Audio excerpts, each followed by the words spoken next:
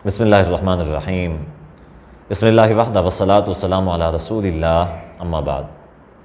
क़ज़ा नमाज़ों का क्या हुक्म है, जिसे दूसरी इस्लाह में क़ज़ाए उम्री भी कहा जाता है, यानी ऐसी उम्र जो बग़ैर नमाज़ों के गुज़री है। क्योंकि हमारे मुआशरे में अक्सर जो मुसलमान हैं उनकी आदत ये है या उनका तरीक़ाकार जो रिवाज चल रहा है वो रिवाज ये चल रहा है कि उनकी अक्सर जो ज़िंदगी है वो नमाज़ों के बग़ैर गुज़रती है, बेनमाजी वाली ज़िंदगी गुज़रती है। अब फिर बाद में अल्लाह ताला तौफ़ीक देता है तो वो नमाज़ें शुरू कर लेते हैं। अब हर किसी के लिए मुख्तलिफ़ उम्र होती है, कोई 30 साल की उम्र में, कोई 40, कोई 50, इसी तरह 60 या 70 साल की उम्र तक भी ऐसे लोग होते हैं जो नमाजी बनते हैं और नमाज शुरू करते हैं। पहले की जो उनकी ज़िंदगी होती है वो बग़ैर नमाज की होती है।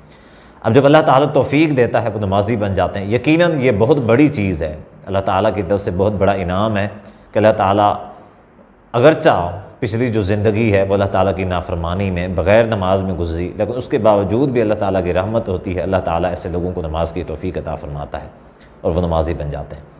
अब जब वो नमाजी बनते हैं तो मसला ये है कि उनके जहन में ये ख्याल आता है कि हमारी जो पिछली ज़िंदगी गुजरी है बग़ैर नमाजी वाली, जो हमसे नमाज़ें छूटी हैं हमारी ज़िंदगी में, उनके बारे में क्या हुक्म है, ऐसी नमाज़ों का क्या करना चाहिए। तो इस हवाले से हमारे मुआशरे में दो तरीक़े पाए जाते हैं। पहला तरीक़ा क्या है? पहला तरीक़ा ये है कि हर नमाज के साथ, यानी हर फ़र्ज़ नमाज के साथ एक नमाज एक्स्ट्रा पढ़ ली जाती है, ताकि ये वाली जो मौजूदा नमाज़ें हैं ये भी पूरी होती रहें और साथ में जो क़ज़ा नमाज़ें थीं वो भी साथ में पूरी होती रहें। एक तरीक़ा ये है। और दूसरा तरीक़ा ये पाया जाता है कि रमज़ान मुबारक का आखिरी जुमे को 2 रकात पढ़ ली जाती है क़ज़ाए उम्री के तौर पे, और साथ में ये तसव्वुर कर लिया जाता है, जहन में ये ख्याल पाल लिया जाता है कि अब हमारी जो क़ज़ा नमाज़ें हैं वो सारी की सारी क़ज़ा नमाज़ें अब माफ़ हो चुकी हैं, उनका जो है उनकी क़ज़ा पूरी हो चुकी है, अब हम जो है उन नमाज़ों से बरी हो चुके हैं।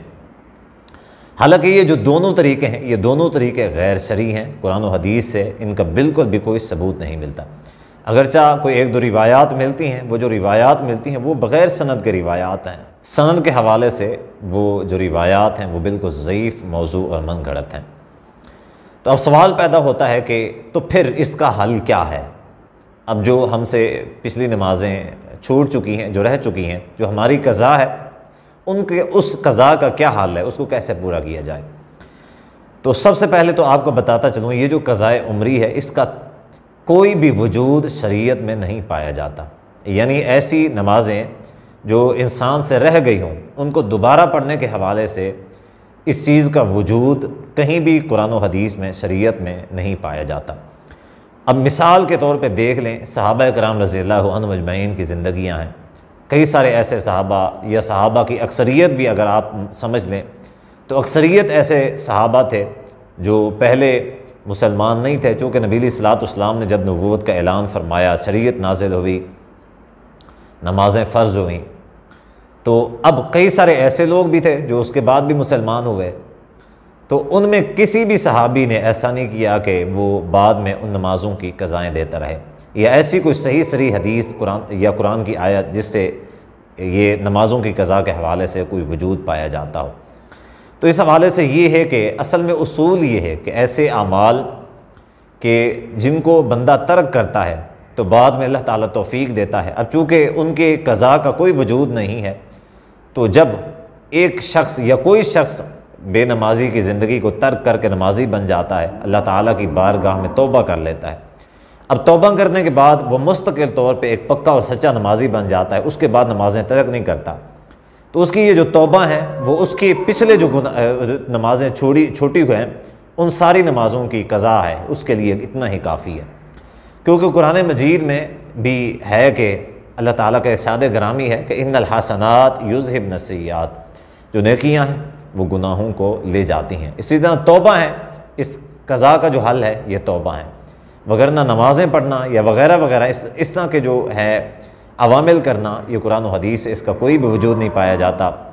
तो इसका सही तरीका और सही हल जो है वो यही है कि इंसान तौबा करे सच्चे दिल के साथ और पक्का और सच्चा नमाजी बन जाए।